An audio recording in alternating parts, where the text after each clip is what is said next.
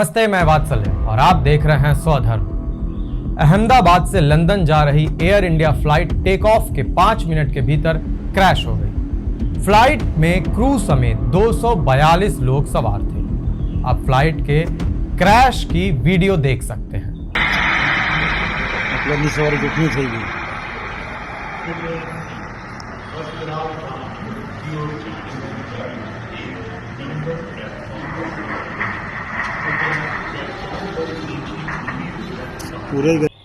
आग का ये बड़ा अंबार सैकड़ों जानें ले चुका है। घटना 12 जून 2025 की है।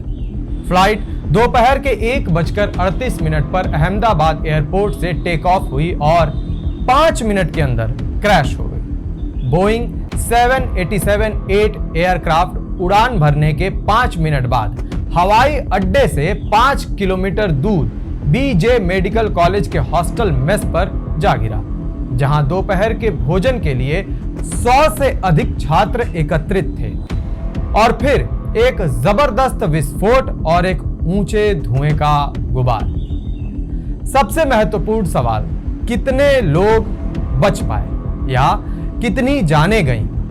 एयर इंडिया ने कंफर्म कर दिया है कि 242 में से 241 जानें जा चुकी हैं। मात्र एक व्यक्ति बचाया जा सका।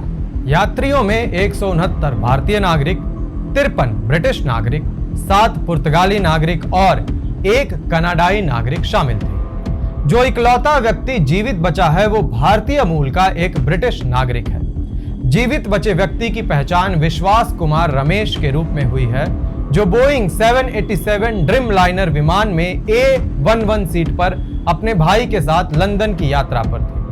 पायलटों ने उड़ान भरने के तुरंत बाद मे डे कॉल दी थी, जो किसी जानलेवा आपात स्थिति का संकेत होता है।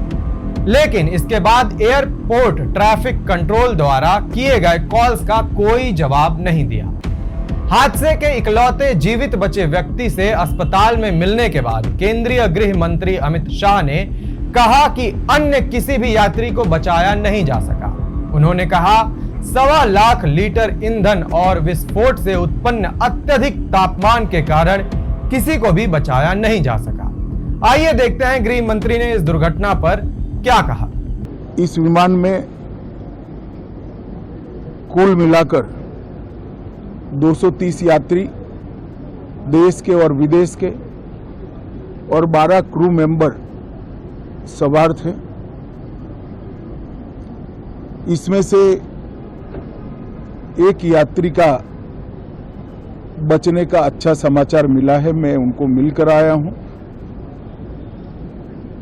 मृत्यु का आंकड़ा तो डीएनए परीक्षण और यात्रियों की पहचान के बाद ही अथॉरिटी अधिकृत रूप से घोषित करेगी।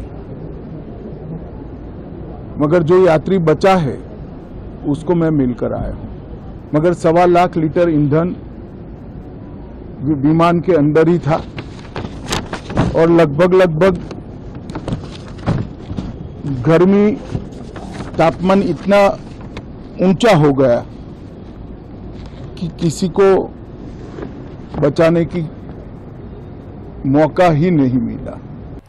डीएनए टेस्टिंग की बात गृह मंत्री इसलिए कर रहे हैं क्योंकि शव इतनी बुरी तरह जल चुके हैं कि उन्हें पहचान पाना संभव ही नहीं है। इस प्लेन क्रैश में गुजरात के पूर्व मुख्यमंत्री विजय रूपाणी का भी निधन हो गया। अब बात करते हैं उस मेडिकल कॉलेज की जहां यह हादसा हुआ। गुरुवार दोपहर को अहमदाबाद के मेघाड़ी नगर स्थित बीजे मेडिकल कॉलेज के 100 से अधिक MBBS छात्र बॉयज हॉस्टल के मेस में दोपहर का भोजन कर रहे थे, जब लंदन के लिए उड़ान भरने वाली एयर इंडिया की फ्लाइट टेक ऑफ के तुरंत बाद इमारत से जा टकराई। ऑल इंडिया मेडिकल एसोसिएशन के अनुसार इस दुर्घटना में कम से कम 5 MBBS छात्रों, 1 PG रेजिडेंट डॉक्टर और मेडिकल कॉलेज के एक सुपर स्पेशलिस्ट डॉक्टर की पत्नी की मौत हो गई, जबकि 60 से अधिक मेडिकल छात्र घायल हुए। अब कॉलेज को उस दुर्घटनापूर्ण फ्लाइट के यात्रियों के परिजनों से डीएनए सैंपल एकत्र करने के केंद्र के रूप में इस्तेमाल किया जा रहा है, ताकि आवश्यकता पड़ने पर पीड़ितों से उनका मिलान किया जा सके। अधिकारियों ने बताया कि घायलों का इलाज अहमदाबाद सिविल अस्पताल में किया जा रहा है। टाटा ग्रुप ने दुर्घटना पर दुख व्यक्त करते हुए हर मृतक व्यक्ति के परिवारजनों को 1 करोड़ रुपए की सहायता राशि देने का ऐलान किया। साथ ही घायलों के इलाज का पूरा खर्च और बीजे मेडिकल कॉलेज के हॉस्टल के पुनर्निर्माण में सहयोग करने का आश्वासन दिया।